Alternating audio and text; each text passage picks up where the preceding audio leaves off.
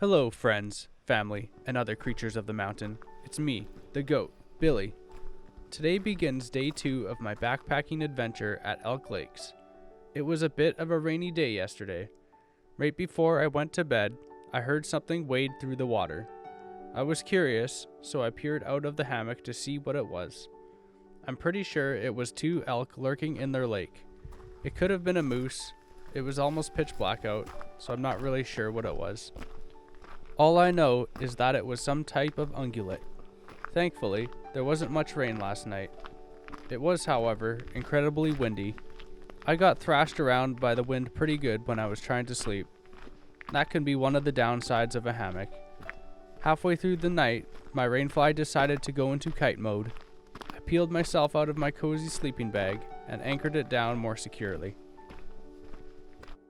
Here's a quick overview of where I'll be going today. I'll be following a path at the base of Mount Fox, which will lead me to Fox Lake, and from there, I will continue on a path towards Frozen Lake. Near the end of the day, I will be visiting the tail end of Upper Elk Lake. I'll be hiking for just over 12 kilometers. Oh my goodness, it's still quite windy out today. Thankfully, the trees will provide me cover most of the way.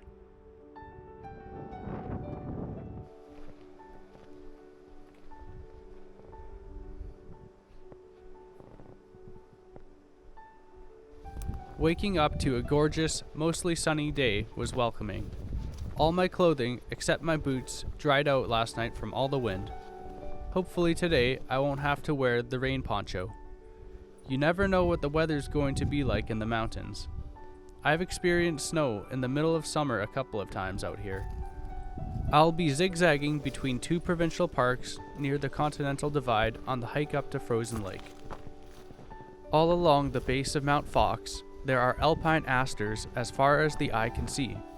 They tend to grow quite well in exposed areas such as this lovely mountainside. Alpine asters are easy to grow and would make for an excellent addition to a beginner's garden. They are perennials, don't need an abundance of nutrients, and are able to grow well in soils such as clay and silt. These violet beauties grow to be about 30 centimeters tall. However, I've seen them grow twice as tall when they are growing in the forest competing for sunlight with the large trees. They tend to appear mostly in late spring to early summer. In the mountains, the seasons are delayed. They are still growing strong during the last week of July. During this adventure, I saw many butterflies and moths hang out on these nectar pads. I saw some interesting looking moths on the alpine asters. These guys have a stellar name too. They are called police car moths. They are mostly black, with the insides of their wings patched with a white pigment. It looks like they're wearing a little orange necklace. I was able to get close to them.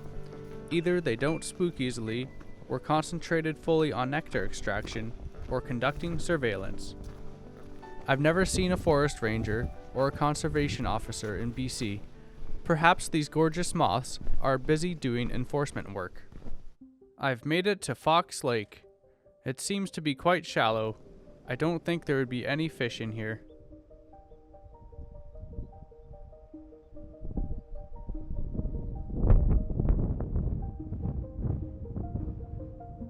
It is still considerably windy out today.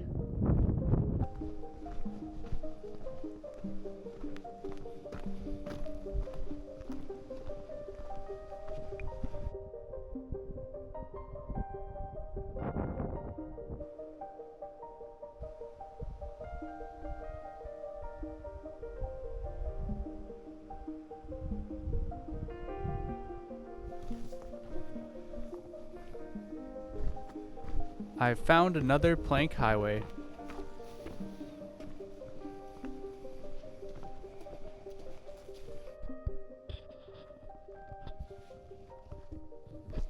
I found a little stream of water. It's time to fill up the gray old geopress. My boots are still pretty soaked, but they're drying up slowly.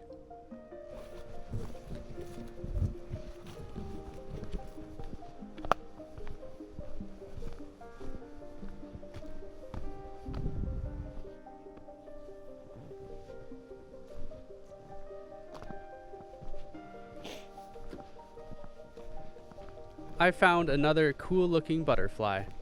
This one is called the Great Spangled Fritillary. It's almost completely orange with some black specks and slightly darker orange spots near the beginning of its wings. Males and females look similar. The biggest difference is that the females have darker spots on their forewings near the tips, while the males are much more orange.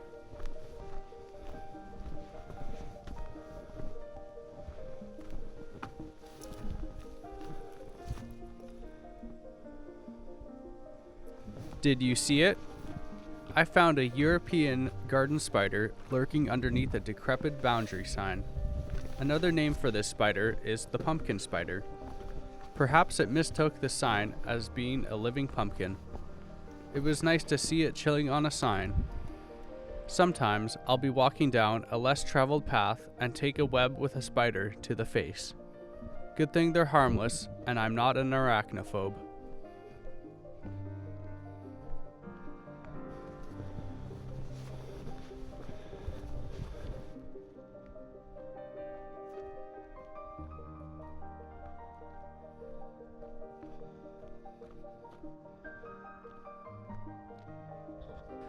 Welcome to Frozen Lake.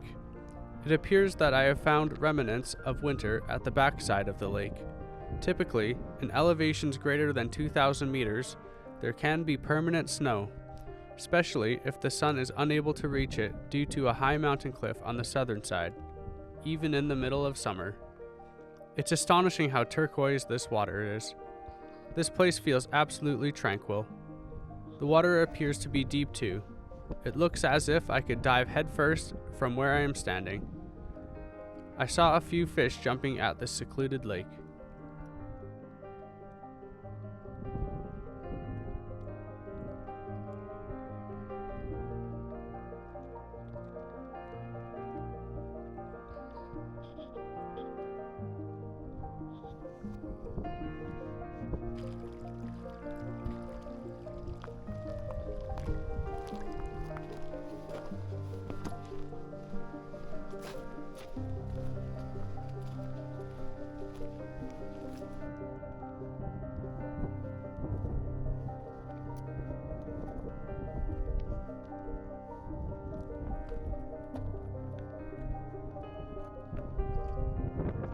Man.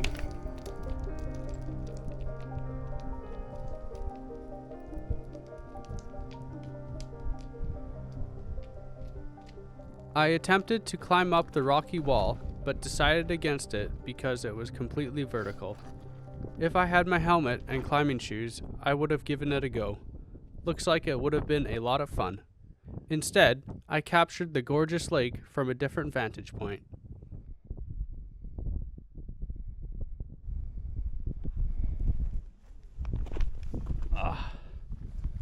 My knee.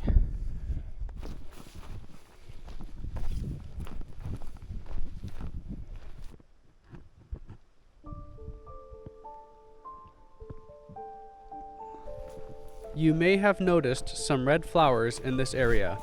They are called castellea.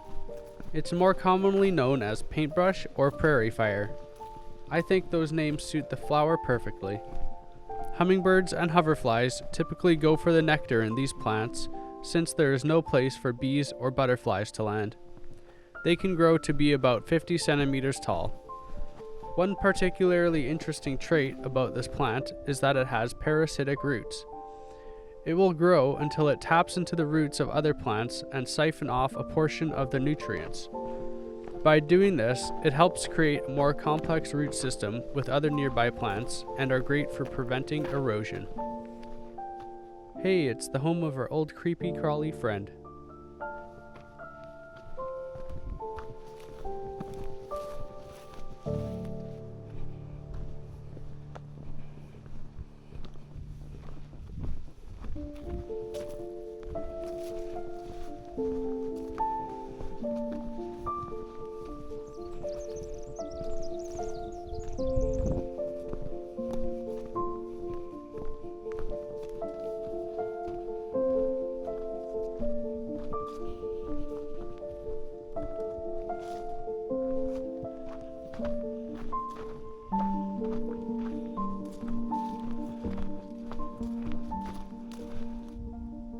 sure turned out to be a nice day today. My boots have finally dried out.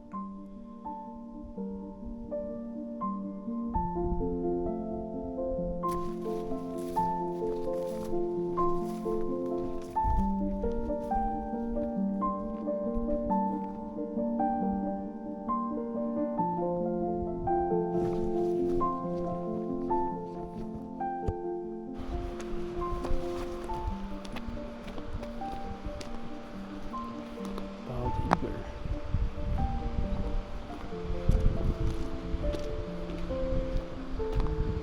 Freedom birdie.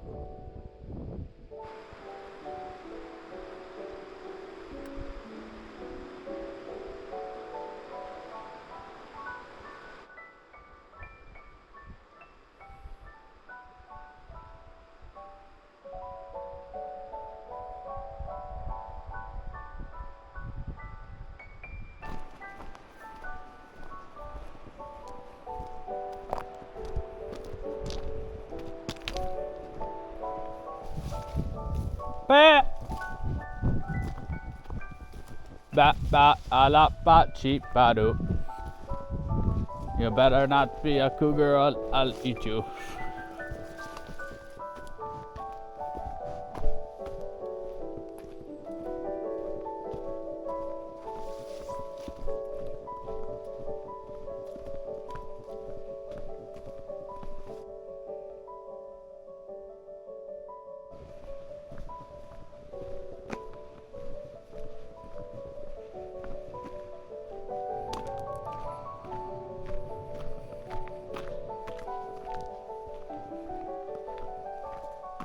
Thankfully, I managed to stay dry all day.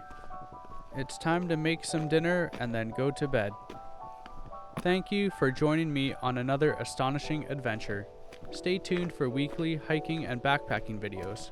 Don't forget to leave a like and subscribe to my channel. Next week, I will be uploading part 3 of this astonishing adventure. I will be making my way around Upper Elk Lake, Unnamed Waterfall, and Unnamed Basin. Kind of odd to be headed to a nameless place, but there's a good reason. I'll get into the lore of that next time. Anyways, I hope you all have a great day. Bye for now.